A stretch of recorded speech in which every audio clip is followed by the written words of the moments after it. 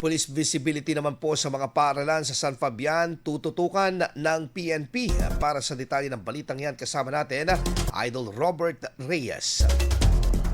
104.7 IFM Report.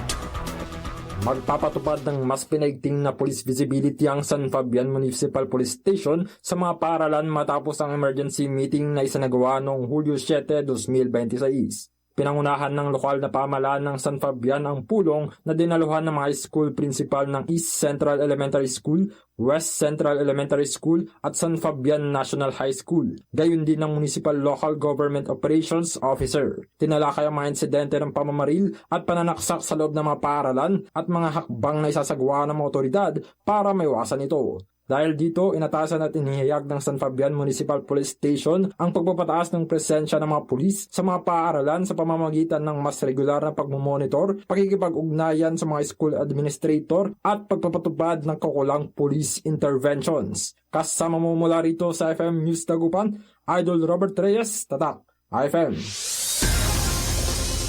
Maraming salamat, Idol Robert Reyes. IFM News. IFM News. IFM News.